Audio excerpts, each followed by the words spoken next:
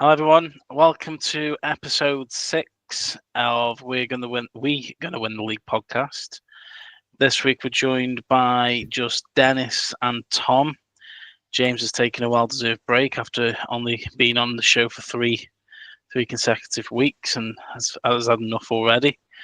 So we just got three of our opinions this week, and we're going to start off with the first game of game week 5, which was the Merseyside derby, a 12:30 kickoff at Anfield, Liverpool versus Everton. Everton haven't won since 2021, so there was a lot going on regarding this match, and Everton were obviously had a good start the season, and this was probably they were getting amped up about it. Liverpool haven't had an amazing start, the game results, but they've obviously lacking in some areas of the pitch. Dennis, from start to finish, I mean, if you want to start with the formation, you're more than welcome to do so. But what was your take on the Merseyside derby? Was it everything that it lived up to be? Yeah, I think absolutely, man. That's one of the best derby in recent years. Obviously Liverpool have come on top, beating Everton 2-1 in a game full of drama, intensity, and a few talking points. I want to start with the teams. Liverpool made a couple of changes. Ryan Gravenberch returned to midfield. Hugo Ekitike nodded the lineup over Isak. Once again, Isak was on the bench. I don't know what that means in the future. Hopefully, he'll get a game tomorrow against Southampton on the League Cup. There was a big change in the team. Florian Wirtz, who has started on the bench, he which I expected him to be, because I think for the last maybe few games, Florian has not been his best. And I think going to a derby, especially against Everton, it's going to be like toe and toe. I think Onslaught made the correct decision to put him on the bench. So on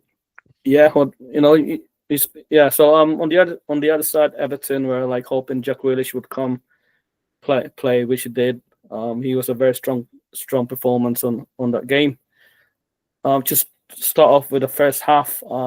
Liverpool wasted no time, getting a goal within 10 minutes. Mohamed Salah found Ryan Gravenberch in space, and Ryan Gravenberch just hit it on a volley and went back to the net. It was a world-class goal. Great goal, great goal. Yeah, it was a very difficult. I think if you look at that goal, he just make it look easy, but in reality, it's just the timing of it. He managed to hit it. He could have easily missed it. That can be easily missed when the ball is bouncing from thing. But what a great pass from Mo Salah and the assist. So that lead Liverpool to score within 10 minutes of the game. Exactly 10 minutes, I think it was. So then moving forward, Ekitike grabbed another goal. Wow, what an amazing player. I think no wonder Slot chose him, before Isak, who made it 2-0. I think Ekitike made it 2-0. Another great goal from Ekitike. Very difficult to execute that goal. But if you've seen it, world-class goal. Everton, meanwhile, he was struggling. Everton, meanwhile, struggling to get a foothold in the match. They couldn't break through Liverpool's high press. And when they were trying to move the ball quickly, Liverpool looked sharp on the transition. The first half was all about Liverpool's finishing, and then dominance in midfield. That's because with Gravenberch and McAllister, going. That's what the thing last season. Like McAllister and Gravenberch just gel very well in midfield. And I think going forward, I think they should be together. I know Florian's, the signing of the summer cost a lot of money to bring him on, but he's just not doing what he's supposed to do. I think it's going to take a lot of time, maybe not in the next few games, but I expect him to be better, maybe after 10 games, hopefully. But when you have McAllister and Gravenberch in midfield, I think you should start them too. Yeah, so, if you have any question on that one, or... I think it was very brave and very good of Slot to not start Wirtz for that reason. I think he hasn't played terribly, but he hasn't played as £120 million player. but to leave him out was the right thing to do for Merseyside derby. I think, as you just said, then the midfield was a lot more stable. Having Gravenberch, McAllister, and Soboslai in that middle, it was a lot more comfortable, a lot more, what you would expect from Liverpool. One thing I was meaning to get your thoughts on was Bradley at right back. I mean, he had a steady game. He didn't do anything amazing, but he also didn't really put foot wrong, I don't think, unless there's something I've missed. Do you think, again, he could have played Frimpong? He might not be 100% fit, but what was your thinking around Bradley starting that game? I mean, on Slot's team, I think he wanted a solid defense to begin with. It makes sense with Bradley because he's a lot taller and a lot stronger than Frimpong, but I think Bradley is still not there at his best yet. I think he's only just come out from injury. I know he came, like the last game he came on after halftime, but he still need a few more games before he gets back to his level.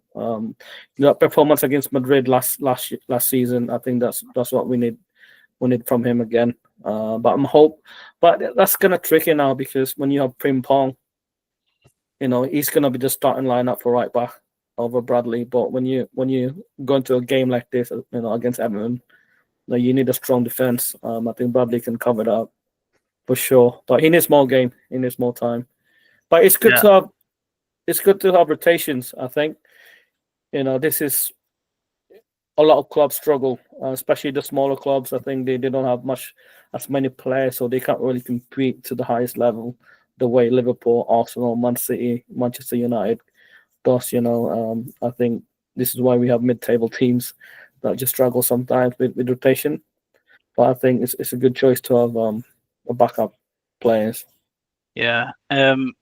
Tom, I mean, you did a little bit of a piece last week on Isak being a Liverpool player. You are excited to see how he does. But obviously, Ekitike really did cement his spot, didn't he, for Slot? I think he's played well, and he's basically saying, just because I'm not as big as name as Isak, I can put in a shift as well. Well, yeah. So I did watch that game. I think the main reason why he didn't play Isak was just because he's new to the team, and that seems to be something that most managers nowadays, as soon as they get a new player, they don't give him into or like put him into a game for like a couple of games, or like they bring him in for like half a game or something like that. But I do think Ekitike is very good. I think it's really good that he's come into the team and he's sort of gelled really, really quickly for you guys. I think that's fantastic, and I think, I think of our player, like our sort of equivalent is Victor Gyökeres, and I mean he has scored quite a few goals, but I think, I'm gonna come on to that a bit later, but I'll say a little bit. I think he's a lot of fans, and I agree that he's just not getting the kind of the service to him as much as we would like. Although in the latest game he did get a couple of opportunities, one sort of sitter that he didn't take, so he had a bit of a not so good game against Man City.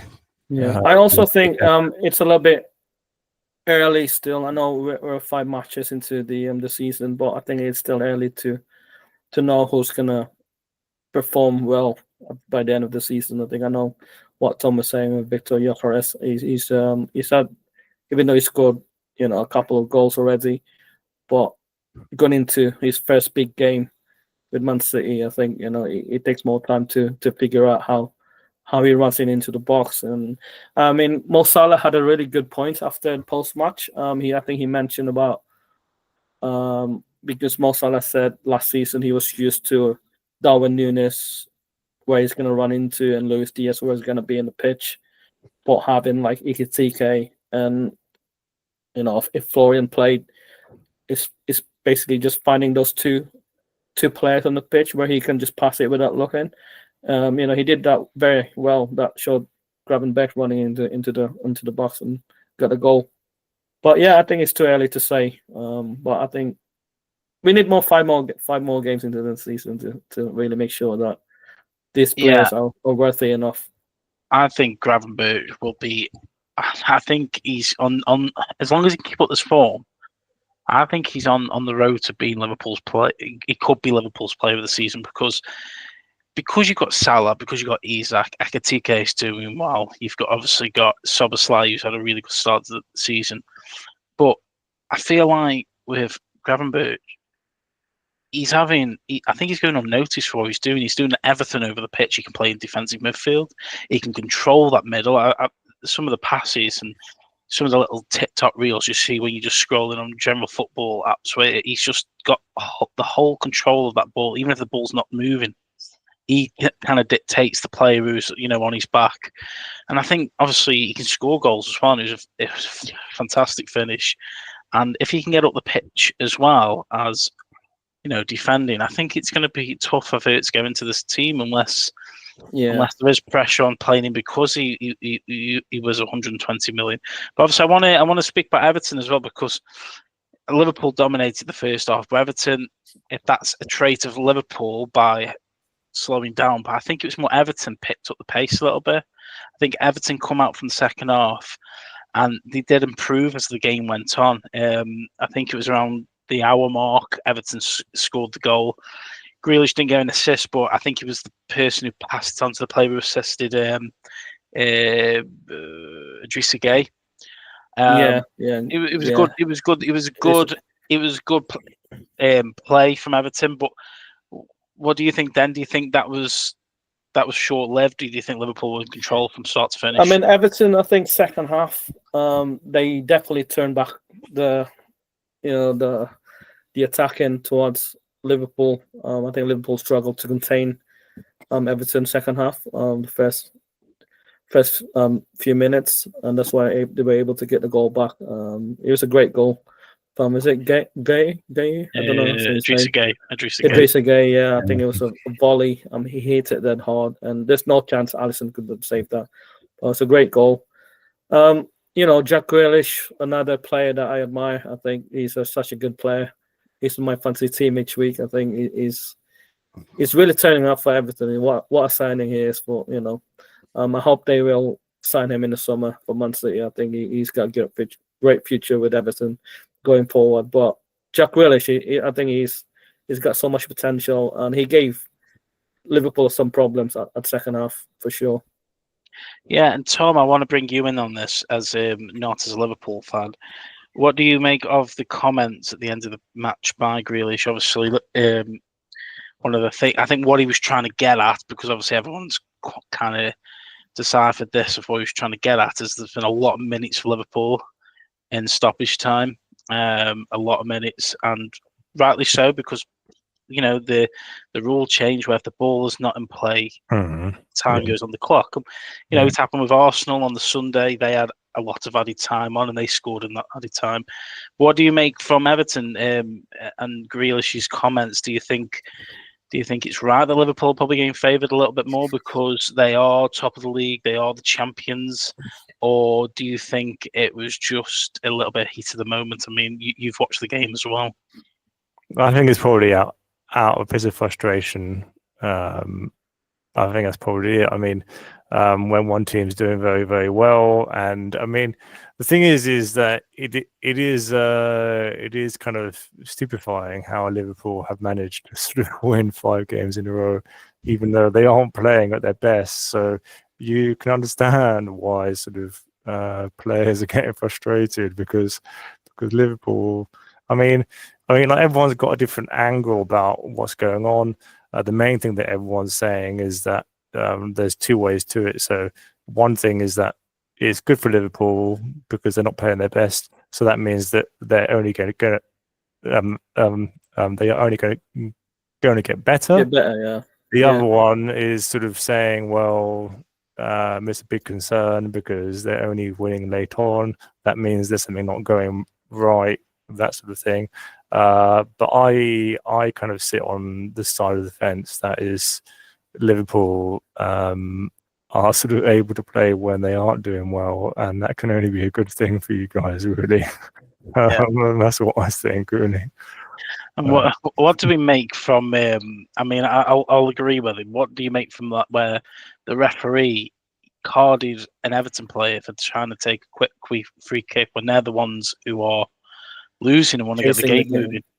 I've never seen that before. He was basically carding him for wasting time, or that's how it felt. Obviously, it wasn't wasting time, but that's how it felt when a team tries to waste time. I think the referee wanted to.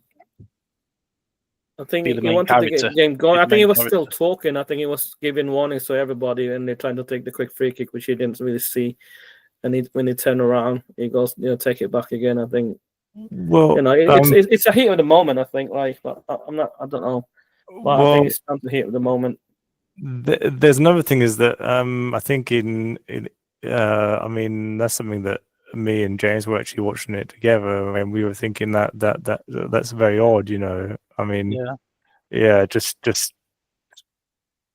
you sort of want to get the game moving, and he seemed to be very strict, and just it didn't really seem to help the game to flow. Like he basically was stopping it too much, and he was making it a big point that you wait for my whistle, and I think probably a bit of an ego sort of ref or something where he just wanted to have the control. Yeah, I think it's just individual. But not really letting the game flow. I think that was kind of wrong of the ref myself. I think with a match like this derby, I mean, TK said it, I think, before his post-match interview, said when he put into YouTube or whatever platform it was to see what this derby was all about, it was just harsh tackles and free kicks and players ploughing other players, and you didn't see many goals, to be fair. But I think for a referee's point of view, I thought the same, to be fair. I don't think he let the game flow as good as it could have been.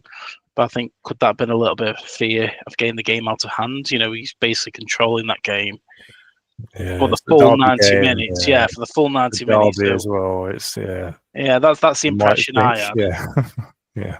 I think my man of the match was Ryan Gravenberch. He did the assist. He did all the tireless work with the goal. I think he's just a perfect player. He's like I think if I had to describe his style, I think he's the way he's moving in that midfield. I think he reminds me of Jordan Henderson. Jordan Henderson used to do what he did. Was able to. He might not have. I mean, Jordan might have different skill set, but I think Ryan Gravenberch might have a little extra skills. The way he gets the ball and then he just turns and runs with it. The flow that he has is much, I think, more flower than Jordan, but he's got the quality of Jordan Henderson for sure. Yeah, and I think in the midweek they've got Southampton, haven't they? Tomorrow, yeah. Yeah, I think that should be comfortable. I think he will rotate the squad a little bit. I hope so. I think Gomez. I think Gomez will play as well. I think he needs some minutes centre back because Tom has obviously has reserved his feelings regarding Liverpool's defensive spine. Really, what they've got. I think coming forward to Saturday's going to be a real test Liverpool because their bogey team in Crystal Palace away. I think that's going to be a really solid. And I tell you what, it wouldn't surprise me if Liverpool do drop points to Palace.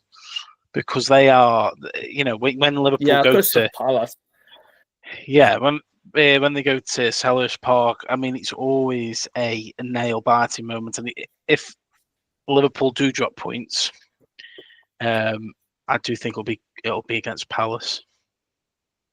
I think unless there's a special own goal from a certain defender, that's going to happen during the game. They're going to put people's tinfoil hat on if that happens. Certain defender own goal or another injury time winner. Injury time own goal from a certain defender. Imagine that. That really would take the pee. Yeah. So I think we covered most of the Merseyside derby. It wasn't the greatest derby, but there were some great individual moments in that match from Everton and Liverpool. If you're going to look at it individually at that moment in time. Is there anything more we want to bring up on that game? Anything we feel we need to bring up or mention? I think I think worth mentioning again. Liverpool led the game 2-0 before half time, and once again they conceded another goal, which became shaky a little bit second half. It's like 2-0 is not cushion anymore for Liverpool. I think it's very tricky, and it gives other team motivation to fight back. Seeing what Liverpool has been doing the last 4 matches, getting extra minute goals and wins, and to see your team come back at 2-0 and getting a goal back to 2-1, it makes players want to fight more, which is really it makes it difficult for Liverpool, to be honest with you. Yeah, I wish you would have just finished it. It's a work in progress, I think, with the new team. But I have no doubt that Liverpool will continue to win more games, and concede more goals and win more games. I think that's the Brendan Rodgers style.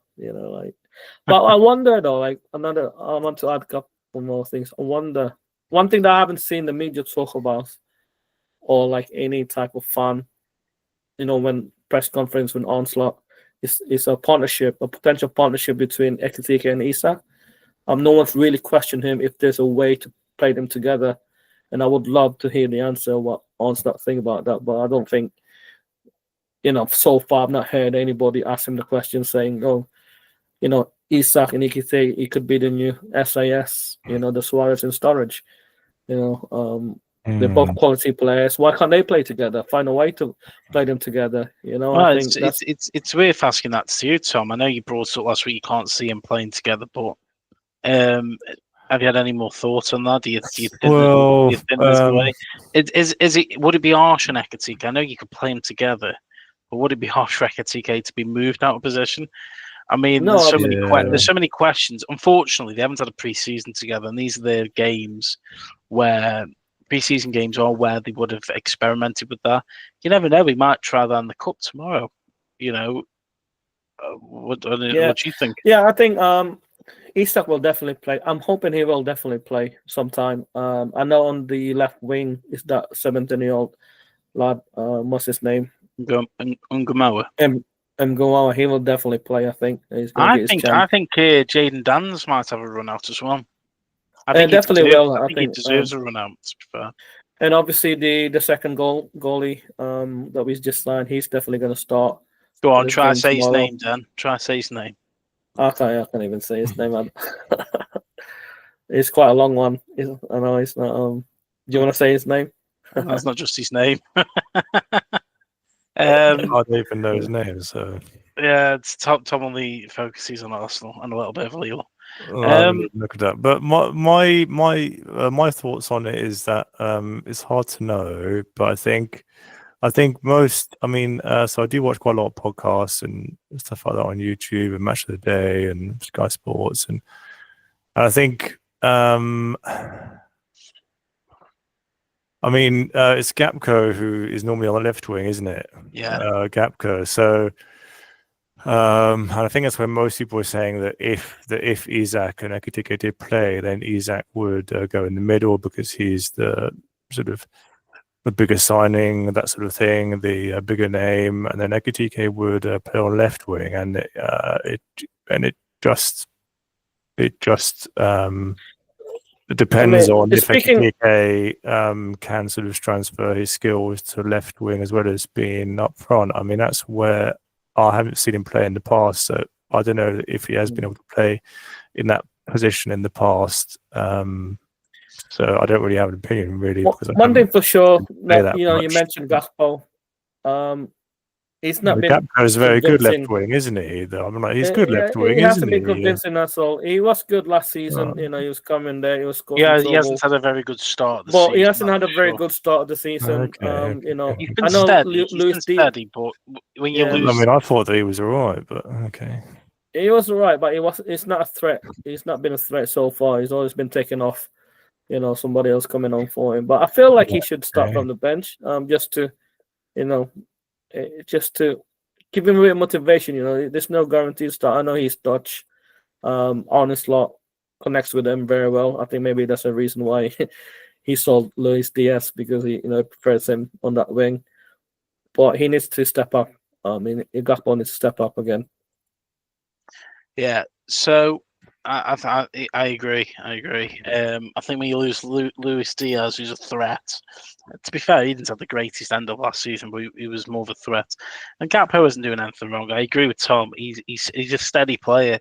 I think Liverpool are just used to a counter-attacking on both sides, and currently Salah's trying to find his way with Wirtz and Ekitike and Gakpo. I feel like it's hard to say he's selfish because Mo Salah's probably one of the more selfish players, but I don't think he backs it up enough to be always coming in on that right foot and shooting and not getting it anywhere near a threat. Yeah. And he's not that skillful to take on play. The way Luis Diaz was able to not make some players around the wing, and he would be able to cause damage. He had a little bit of footwork in him, but I don't see that with Gakpo. I think once he get one-on-one defense on him, I think he usually get rid of the ball straight away, or tries to go in and take a shot from the middle. But I mean, the comparison again, I think he's more of a Ryan Babel to me. I think Gakpo type player. Ooh, that's Ryan Babel was pretty good at the time. I know when he needed to perform, like Gakpo did last season. When he needed to come in and perform well, he would do it occasionally, but it's not consistent. I don't think it is consistent. Yeah. I know he's just signed a new long-term contract as well, so we'll see. So let's that was a lot. Don't get me wrong, it was a good game, but that was a lot of conversation there regarding Liverpool and Everton. We are going to move now to, I think, was the game of the weekend. Definitely here. Is the juicy part. Is Fulham and Brentford. So I'm kidding you. So I watched this game from start to finish. By the way, Fulham and Brentford. No, Arsenal versus Manchester City. What a game! Do you know what, Tom? I'm going to let you start, and I'm just going to give you some food for thought, really, from my point of view. And I'll let you. You can start however you want to start and go on. But I expected Emirates, Arsenal. I had Arsenal down to win that game. Oh yeah, for some reason comfortably. I'm not going to start it negative because at the end of the day, they'll come away with a point. But what from your thought from start to finish, don't leave anything out. What do you think? So I am disappointed with a draw for sure. In a word, that is how I feel about the game. Disappointed because I felt that we would win as well. I had us down as winning 2-0, I think.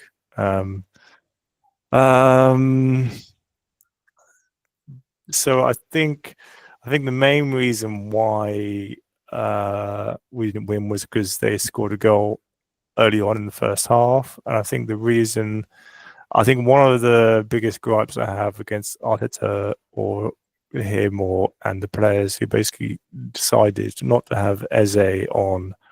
I think Eze should have been in Marino's place because there's no real. I agree. Sort of the Odegaard's off, so he is known as our sort of creative playmaker type of footballer. And that's why I think most Arsenal fans are super excited that they signed Eze, was because if Odegaard's off or if they want to switch a little bit, then Eze is the next best creative player because he's very good at floating around the pitch and seeing all the options and creating things. He was the one who actually created that last goal for us, basically in the 97th minute. Or 94th, or whatever it was. Yeah. Basically, when Martinelli scored, basically that amazing sort of dink, basically over Donnarumma. So that was the main thing. I think the goal that we let in was, personally, I think. Well, we obviously were playing very high up because we were trying to really get at City, basically at that time, and so I think Gabriel was way out of position, and Saliba I think Saliba should have then sort of scanned quickly and realised that Haaland was coming running, and he should have then gone and slid into Reinders and got the ball off then and not waited all that time, because he just tracked back the whole time, and he must have not really scanned fully to the left and seen that Gabriel basically wasn't there at all. Yeah. And that was what I thought sort of went wrong. Then I think it was slightly odd that Madueke actually got taken off at half time. I mean, I know that I think again that Arteta is just trying to sort of bring Saka back in to get him fit again, but it was a bit of an odd choice against Man City when I think Madueke was Arsenal's best player until he was taken off. Actually, I mean, he did loads of runs on the right wing and took it around loads of players and created a lot of sort of chances. And I was surprised that he was taken off. I think that was a bad choice because he was right in the flow and he was keeping going. And I think if he had, so he brought on Eze half time, but I think if he had kept on Madueke, I think Madueke and Eze play well together. They know each other's sort of game and like playing styles. I mean that isn't to like take away from Haaland's goal. I mean that was a clinical, just an amazing goal to watch. What an amazing goal! What a finish! I always think he shut that when up all the Arsenal, the Arsenal haters, hasn't he? Yeah, because in Tom's words, right? In Tom's words, all Martinelli is good at is running, and then he doesn't know what to do. Tom, I mean, did he shut you up once and for all? So, well, Martinelli did that for us again in midweek in Champions League. We played Atletico, and he did a very similar sort of goal there, actually, or like a similar sort of style goal. And I did actually think that, him and Trossard are definitely our clutch players. But I think that it's not good to start with Martinelli. Trossard, I think, actually did well on the left wing, actually, as well. I think he did quite well, but he's not as sort of quick and sort of as Martinelli. But I think it's definitely great to have both of them as clutch players, because last season, especially Trossard, he scored a lot of goals, basically coming off as a sub, basically like the 70 minute or like something like that. And he scored quite a few goals and got us quite a few wins that way. But yeah, Haaland, I always think that whenever I see him, I think that he's like a robot and like he is like the AI of football. Basically, he's like some sort of experiment that's been done to like test how good AI is at playing football. Basically, like he's just so he's so like bulky, and I mean once he gets running, I mean he goes quick, doesn't he? Blimey. He's a very intelligent footballer for his age. For his age and size, he's very intelligent. Size. I mean, like he's a big player, so you might think that he wouldn't be able to get that speed all the way. But then Palmer collected in his goal. And Doku played excellently for them as well. I think Doku and Haaland for Man City played very, very well. I think especially Doku. I mean, the amount of times that he held the ball up for them, like up our half, and got through players and got fouls out of it and stuff like that. And Doku played very well for them. So yeah, that's my impression of the game.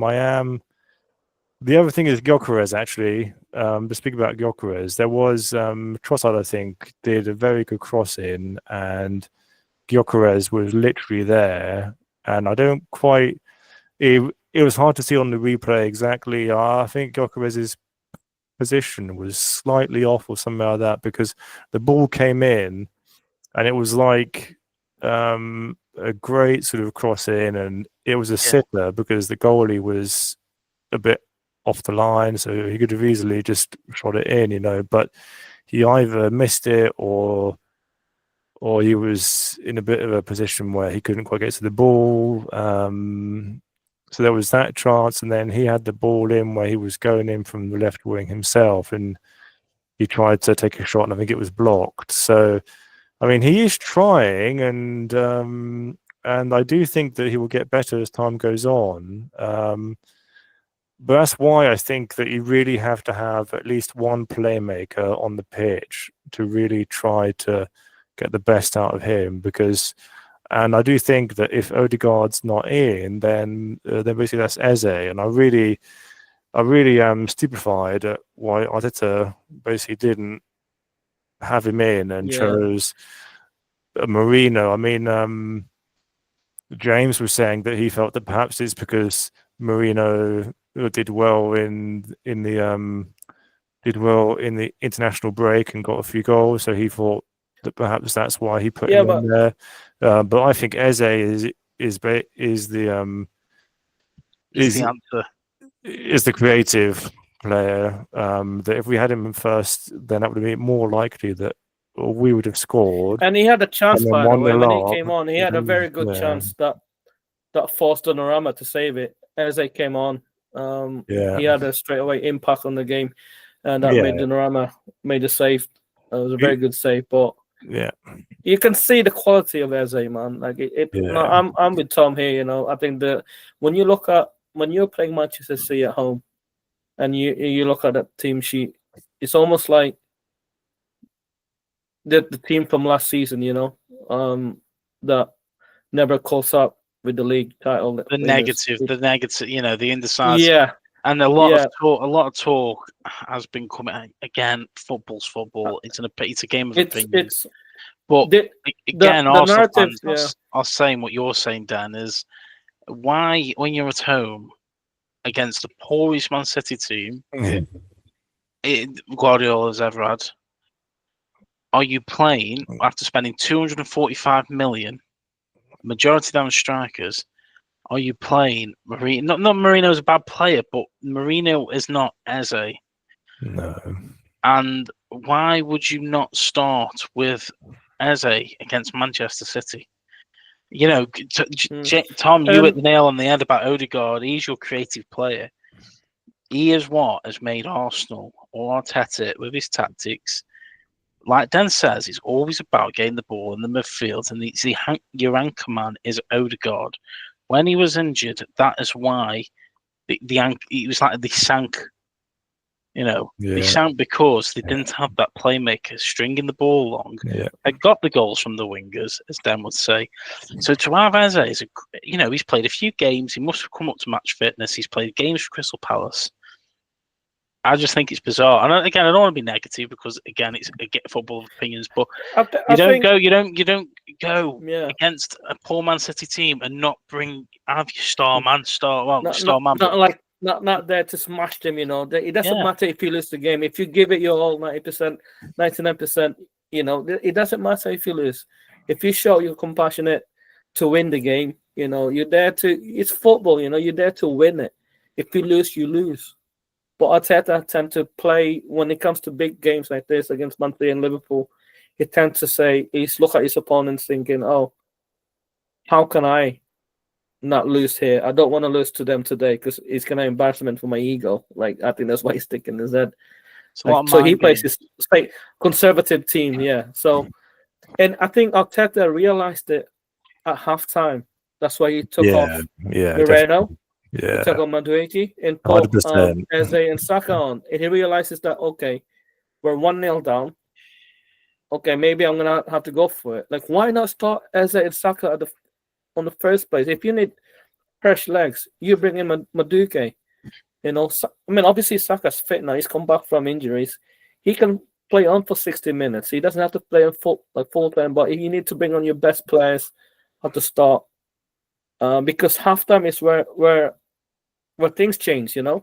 You could be 2-0 down at halftime, but when you're trying to get back into the game second half, it's very difficult. You know, I know teams can come back at halftime, but it's very difficult. You know, it's always the first half because that's when the fresh legs are starting, and second half players will get tired, so it's very difficult to come back. But yeah, it's the same problem. I think Arsenal fans are rightly have the right to complain about the team that he's put out. Well, The other thing is you're right then in saying that. I think the other thing that happened, and you would have thought that Arteta might have had a bit of the foresight to know this, but once a player, once a team scores against you, then it's much easier for them to go very, very defensive and stop you from scoring. And that's exactly what Man City did. And they defended, and they had like 5-4-3-2-1 or something. I'll never see the day. And like the way that they just switched and went ultra defensive, and we were sort of pounding them with crosses and shots and stuff, and they were blocking everything. And it just makes it much more difficult for you to score. And at home, for you to go 1-0 down. I mean, the one good thing that he did was that he brought on Eze. I mean, like that was a very good thing that he thought, okay, so like now I will bring him on straight away after half time. And Eze actually was the one who actually created that goal. So like that is one good thing that he did, was that he realized, oh shit, like you make a very we good are going point, downhill. Imagine So he has actually had that thought to, so that's good. But I think you make a very good point. The way Man City went immediately parked the bus in the second half. Yeah. And then as soon as Eze and Saka came, imagine if they were starting. Like those passes, those crosses would have been more frequent if those two were starting on the lineup on the first half. You know? Yeah. You can see as soon as they come on, the game changed that second half. And Man City, they were more conservative. I do think that Arteta just another thing I'd say is I think Arteta needs to trust that he's got a very good back four. I mean, they are known as the best defense in the league or the world, maybe even. And so then what you need to do is then you need to have the midfield who try to create. I mean, you also need to have one perhaps defensive midfielder who can sort of try and balance things out a little bit.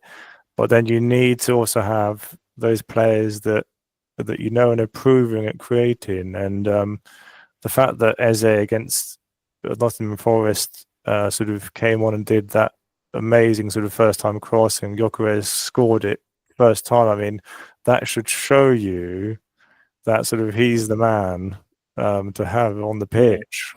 Like, I think it's gonna show. I think, go on. Can I just say something, right? And I'm gonna say now, in the politest way I can say it.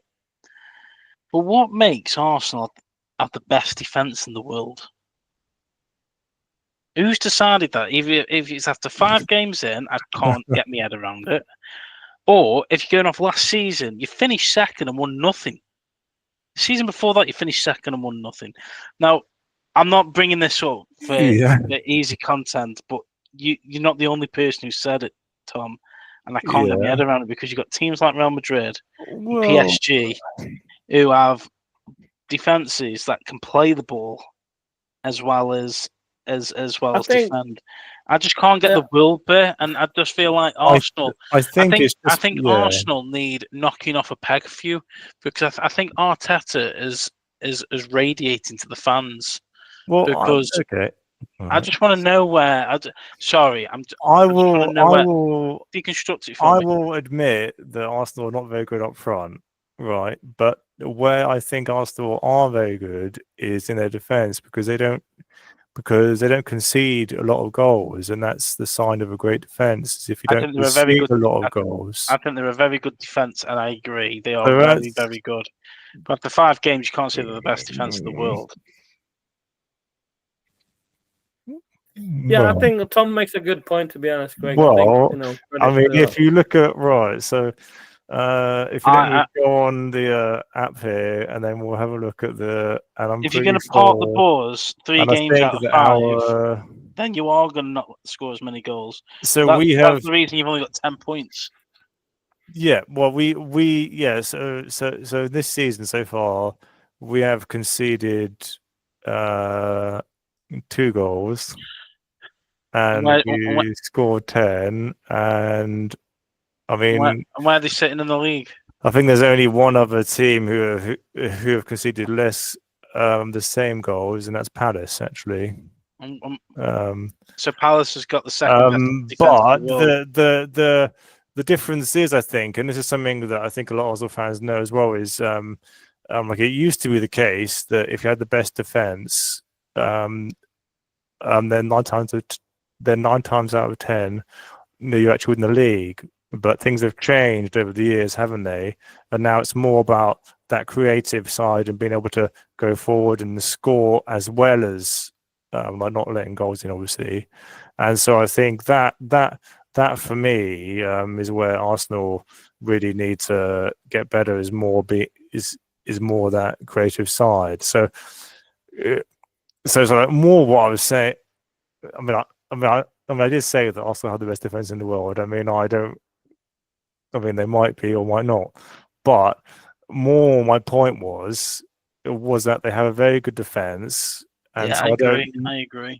And so I don't know why Arteta seems to not really trust that, because he then doesn't really want to play in that creative, or there seems to be a bit of a lack of creativity going forward. So it's either because the players aren't haven't gelled enough, because he did manage to do that not last season but the season before. Arsenal were firing on all cylinders, and they were really creating loads of goals. So I think, hopefully he comes out and the players gel, or they try some things out in training or those sort of things, and they get better at creating goals up front. I totally agree with you, Tom. Arteta needs to go forward and take a risk, because I don't want to say he's not going to, but that's what makes some teams champions. They're the teams that will go and take a risk. Yeah, definitely. And again, I must admit, you've actually said this in the past. Actually, he needs to trust his defense more, because it's just frustrating when you've got a team like Arsenal who could do so much more. When you look at the squad they've got, I tell you what, I would expect Arsenal to win the league. Expect them to win the league with the team they've got, because they've got nowhere on that squad list. There's no weaknesses. There isn't. There is no weaknesses. And if anything, the only weakness Arteta's done a fantastic job of keeping them more happy. Yeah. Because at the end of the day, to have that many players to be back up is going to be hard. And I'd just like to see Arsenal going forward more. And I'm sick and tired of every week that's what I want to see. Commentators saying exactly the same things.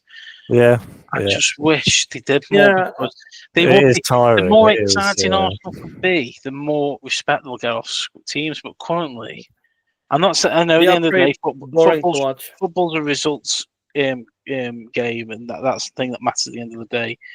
But this could affect the team's confidence, that listening in the papers, Arsenal are going forward, Arsenal being negative, Arsenal are not going to full potential. These little things can affect players' morale.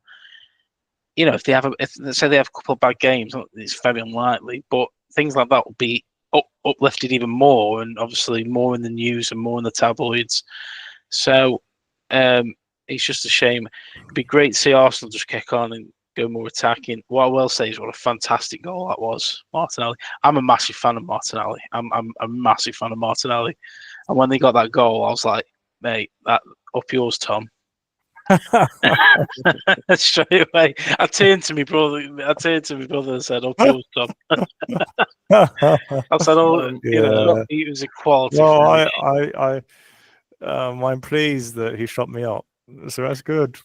I mean, what do we think of it? What do we think of the finish? Is there anything Man City could have done? I mean, for me, it was not with that type of ball. I think nothing the assist, really. No. I think the assist went over the defense, and then Martinelli. It was fortunately, it's a very difficult skill to lob a keeper like Donnarumma, the quality of the goalkeeper like that, and he was able to reach the ball before the keeper was able to come up. It's a difficult skill to have when you're under pressure, and to put yourself on par with the defenders and not go forward offside. It's a lot of skills, a lot of mental awareness. But he did it. He pulled it off. It was a great goal, and I mean, I think part of what I suspect that the reason why Martinelli is coming out and doing very well is because I think a few podcasts ago I said that I think it's great that there's competition now between each. So left wing, there's Trossard, Martinelli, and Eze can play there as well. And I think because Martinelli was taken off for a game or two, he came on against Atletico Madrid and just did incredibly well. And so I think that's the result of that that's created this sort of burst or this sort of passion, because he feels like he needs to perform because he wants to sort of be the best and he wants to be on the pitch first and these things. What do we I think that's something that really has helped. If you look at the run of Martinelli on this, I was just what I want to start with. What do we yeah. think of the goalkeeper's positioning there? I mean, he's too far out already, isn't he? Yeah. Yeah, I mean the keeper did the right thing there, because on any striker they would have taken that around the keeper, I think, to put pressure. But the way he slopped, he had the mental. I mean, look at that line. Exactly that line. Look at the pass. That's a pitch perfect. And Eze again, I mean, he's the one who creates that, and it's fantastic. It really is amazing. I mean, I don't know what Gyökeres is doing. I don't know what his game plan is. I mean, he's. Don't know. I don't know. Where is he? Is it that guy on? Is he the one on the left? Yeah. Oh, your left hand side. Yeah. I mean, I mean, Eze. Why is nobody? Why has he got that much space for one? Why is Savinho here just hanging around, running away from goal? And not just that. Why is? I mean, even John Stones there. I mean, he must be able to see. Martinelli running behind Guardiola and Ake, and I tell you what, let's just play it. I mean, what a ball! And that's just pitch perfect. It's a great first touch. No, look at that. I mean, like as soon as the keeper coming up. I think it's amazing. It's really good. I think both goals scored were really, really good goals. That I think it was hard to avoid the goal being scored, if that makes sense. So for the defense or the goalkeeper, I think it was hard for them to actually stop both the Harden goal and the Martinelli goal. I think the other thing that, again, both me and James, because we watched a lot of the Arsenal games together, that we spoke about was Martinelli seems to be better when he just acts on impulse. There are times when you watch him and it looks like he's overthinking things, or that he's thinking about how can he take around this player or this or that, and then he doubts himself and he doesn't do things right. But this goal and the goal against Atletico, both goals looked like he just had impulse and he just went for it, and that's when he seems to score. And that's why he's not always great. That's why you gotta trust his players. Well, yeah, but that's why he hasn't always done that, and there are quite a few times where he sort of runs and he starts to doubt himself and he doesn't know what to do then. And I think that's another reason why. There's no reason why that competition, I think, is driving him to just play on that impulse, because he needs to trust that he can just do it, and he goes and he does amazingly well, doesn't he? I mean, when he's firing, he's firing. Do you think the Arsenal players are self-aware about the criticism against them, against City, and the way they play? Or do they think they're self-aware that they need to be more attacking, but they are restrictive because of Arteta's demands? Are the players getting frustrated that they aren't allowed to be, have that free will to go forward constantly because of Tata keeps saying you got to do this, you got to do this certain ways. Do you think do you know what I mean? Like, you think the players are like, you know yeah, what? I do know what. Like, look, we want to do this on the field, but we can't do it because you keep telling us how to adjust ourselves on the field. You know. So it's difficult for me to say exactly because I'm not sure what Arteta. I'm not sure if he is actually saying, okay, so let's try and defend and let's try and get 1-0. I mean, that's what it looks like a lot of games. That's the attitude that he seems to have, and the way that the team is sort of organised and played. So, but it's hard to know if that's what he's actually saying. But I do definitely think that. I mean, players like Eze. And Saka, Madueke, and Martinelli. I mean, you can see that they really want to create and play, can't you? I mean, they go on the pitch and they really try to do it, but unfortunately, Eze wasn't on the pitch in the first half, so he was restricted, in that way because he just wasn't on the pitch. But then, as soon as they come on the pitch, then they start to express themselves. So I think the players do want to create, and they obviously try hard and they want to win, and then there just sometimes seems to be a bit of a disconnect, doesn't there? Or like a bit of not gelling. Yeah. I mean, before we move on, before we finish this podcast, I just want to do a quick mention about the Manchester United and Chelsea game. Do you know what, Dan? I was just waiting because I thought I don't want to interrupt you both because you seem like you really get in the Arsenal game, but I did think to myself, one of the really other great games of the weekend was Manchester United versus Chelsea. United and Chelsea. I mean, where do you start with that game? Where did Man United come from? That was quite a game, wasn't it? Where did they come Let's from? start. I want to start with the weather because it was a horrible, a drenching, wasn't it? A drenching day, and I think that added to the gameplay. I mean, I watched that game, and Chelsea was like, "Mate, what the hell are you lot doing there?" And the keeper got sent off 5 minutes into the game. Was it the right decision? Was it the right decision? Yeah. I think 100%, it was 100%. 100%. He should have. Yeah, it deserved to be sent off. But it's weird because Gary Neville actually. Was it Gary Neville? Somebody actually turned around and said, "What is stopping Chelsea being a great team is their goalkeeper." And Sanchez was it? Where did Sanchez come from? Was it? Don't know where he come from. What team he played for before? But he was a very good goalkeeper before, but Chelsea don't seem to have any luck with goalkeepers since Petr Cech, really, and Thibaut Courtois. But obviously, he went to Real Madrid. But I don't know what the goalkeeper was even thinking. 4 minutes in, there's making a mark on your man and making a mark on the pitch. It's a dying breed. I think finding quality keeper this day is so difficult. Donnarumma, I think he's one of the top best, and Man City got him. I'm surprised PSG let him go though. It's so crazy. Raya, obviously, I rate him very well. Raya.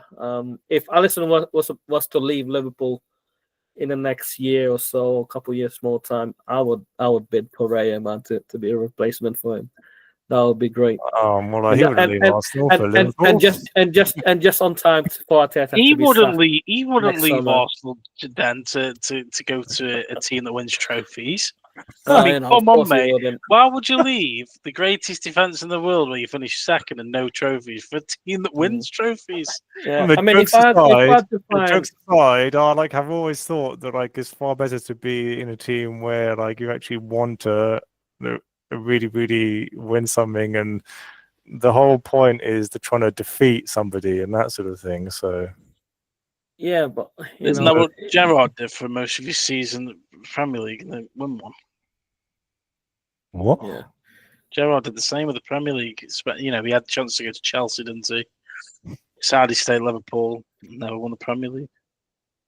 Well, well, that's where I think he was wrong. But anyway. Is there anything you want to add, Craig, before we? I think it was a fantastic. I could go on that game more than I could on the other. Maybe not the Arsenal Man City game, but I watched it and I couldn't take my eyes off it. I literally put it on as background as a background in the background while I was doing something, and I could not take my eyes off that pitch, off that match. And the one thing I couldn't take my eye off is how good Man United were. Honestly, it's one of those things where Man United can be really, really shit, or put on a performance like that, and with the weather as well. And you know, I just don't know where that performance come from. I thought. There's a few people, a few people said the system's wrong. I think you had a few people on the Man United side saying the system isn't wrong. He's putting the players in the wrong position. Playing Bruno as an 8 rather than a 10. But I don't know if Chelsea were really poor. I know I watched it, but Chelsea didn't have a chance to start the game, so it's hard to say were Chelsea really poor because Man United started straight away on the pedal. And Chelsea were on the back foot from the and this is what made me laugh on Manchester United, right? Chelsea's got 10 men down. The keeper, the first team keeper went off, and they got the goal within 14 minutes, from Bruno Fernandes, and then followed by in 37 minutes Casemiro for all the he scored to get to make it 2-0, and then somehow when you have 10 men, you're playing as 10 men for 85 minute. Somehow Casemiro was so smart enough to get 2 yellow cards and get sent off before at halftime, just before halftime. It was the funniest thing I've ever seen. I was like, man. I mean, I agree it was a yellow card because he took the he took the man down. Like he was on the run onto midfield, and he could have just let him go. Like. He was nowhere near the box. He was just running in midfield. He just pulled him down. It fell over, and he got a yellow. It was a silly tackle. It was a silly tackle, and it's a good job Man United were 2-0 up because I think I don't think the issue was Chelsea manager had a nightmare. I think he really did let his team down with these substitutions. Man United were all over. Don't get me wrong. Yeah. He went, but he brought on 3 players all in the first half, and it must have been 3 defenders as well. I don't know what he was hoping for, because when Casemiro got a second red, there was no threat on the pitch. Cole Palmer went off injured. A very young player, very fast player, he was off because he had to be sacrificed. Neto, yeah. Neto as well. I mean, Neto was He made the substitution before Casemiro got sent off. If he just waited a halftime, like play on, he would have been. Cole Palmer would have done something at halftime, But Chelsea. I think the substitutions let Chelsea down. Man United, not take nothing away from Man United. They are the best they've played. I've seen play in a long time, and if you're a Man United fan, you would hope that would carry on. We know full well it isn't. They're going to go back to being absolute dog shit next week. But as a Man United's point of view, it was very good. It was a fantastic match. I mean, there was so much in that game. Like, I don't even think we could talk about all of it in this pod because every single player from the defence from Man United were fantastic. The goalkeeper didn't have much to do. What I will say, Chalobah's header for Chelsea's goal was fantastic. That was a fantastic goal. He was very good. He was very good as a defender for Chelsea, considering how much Man United were going at them. And Mbeumo, he's a fantastic player.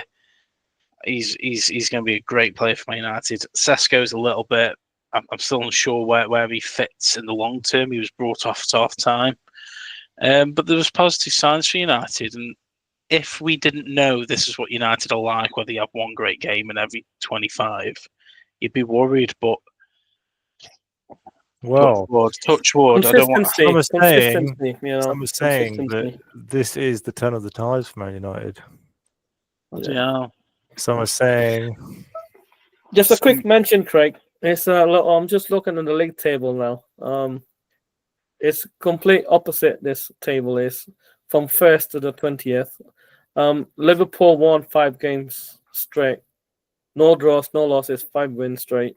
Where's the best defense in the world? And I just mentioned Wolves have lost 5 games straight, and they sat at the bottom of the league of the table. I mean, where's the second best defense in the world? 5th. Mate, Fortunately, Oh, second, but we are Liverpool is 5 points ahead, so I that's think a really good. Liverpool are running away at the moment, but I think they've got to. And imagine Unless once Isak. Yeah, once Isak comes in, but I just think. Well, you've all. I mean, the make of something for Liverpool is that you've got to make sure that you don't overplay a few of your key defense, because if you overplay a lot of those players, then they might get injuries, they might get this and that, and then that's why you're saying, Craig, that like it's good that in the week that they'll bring in the sort of second or third team defenders and see if they're as good as the first team. But I do think that the biggest concern is because you're already letting goals slip in with that defense. So I totally agree. just want to I think Liverpool have got to be very, very careful. And again, at the end of the day, you're probably going to look at it from champions. Champions do grit out results, but sorry, Dan, I'm not very confident Liverpool are going to keep the streak up. And I think if they do have a couple of losses, if they do have a loss or a heavy defeat, I think it might knock the confidence a bit. But no, Greg. I will keep. I think Arne's focus on this. He doesn't want to lose. He wants to go invincible this season and beat that record once and for all. No, who does? You know, no, who does? 45 more games to go. 45 more games to go. 45. No loss there. Yeah, we've done 5 already. To get to 50 unbeaten to beat the record, you need 45 more matches of not losing a game. What I will say, Dan, is I do think I don't want this to be taken out of context, but I do feel like management for grinding out results and the slots is a lot more controlled than Klopp. Don't take anything from what Klopp did; it was fantastic, but I think Liverpool are a lot more confident now of grinding out results. I think under Klopp, it was all about what players you had on the pitch that can grind out results. Under Slot, you can play a midfielder and right back. You can play a left back who should have been sent off a few times, and I don't know. I just think the man management of Liverpool grinding out results is a lot better under Slot. I don't know if that's a tactical thing.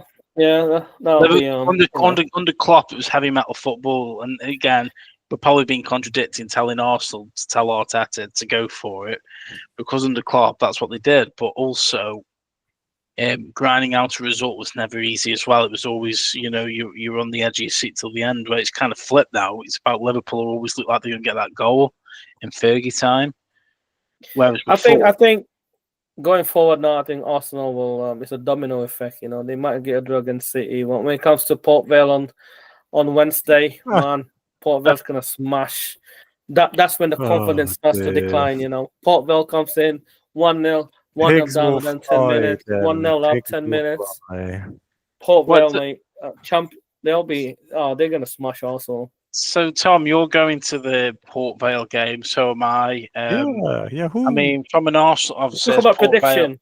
Vale, as a prediction, before I go to my predictions, I think for Port Vale, I think the crowd is going to be absolutely amazing. I think it's going to be a fantastic atmosphere. Hopefully, it'll be a sellout. When I say hopefully, obviously, Port Vale have made sure that season ticket holders get their tickets first, which has been very good actually, rather than letting them go into the home fans in the way.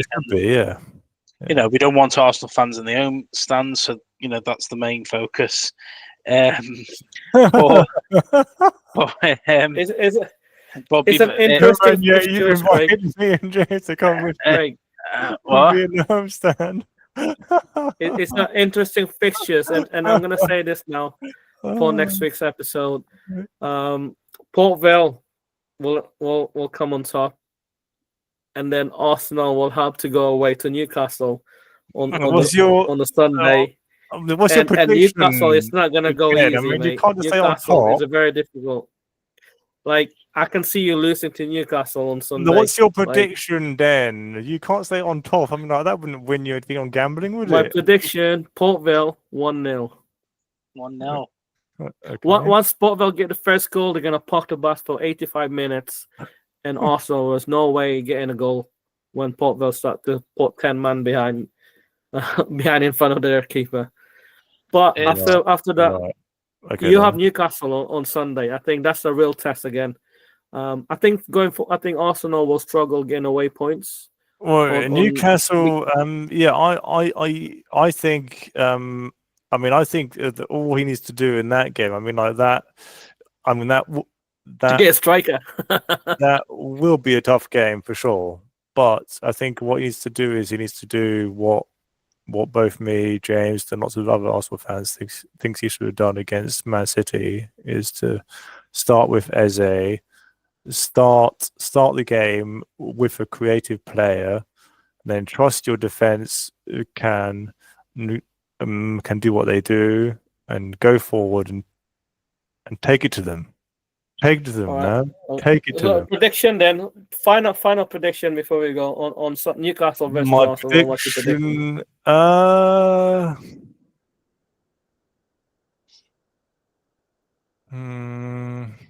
It's like countdown. I think 2-1 to Arsenal. Yeah. 2-1 to Arsenal. Well, can I just ask you to Newcastle? Are Newcastle playing at home? Yeah. Yes. I'd say 2-1 Arsenal as well. I will go for think that I think that draw against Man City, that will spur them on to actually try and do better. But I can only hope that Arteta actually tries to listen to Arsenal fans and has that formation starting, because that's the thing that you need to start with. That good formation, start with it. I just can't bet. I think Port Vale 1-0. If Port Vale, are we on the Newcastle game? The Port Vale game. I think the Newcastle game, I just think Newcastle haven't been as convincing as they should be. No. Against Liverpool, it was a big ease-up thing. That's why I think they were up for it. I'm not saying that was the only reason.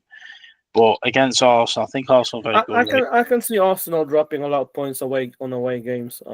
Considering a lot of the mid-table teams has are really strong this season. Newcastle, for example, Crystal Palace, like you mentioned before, Brighton. Away to Brighton is difficult, but I think I can see Arsenal will drop points. But Liverpool, I think they'll always stay ahead. I think Liverpool will come on top.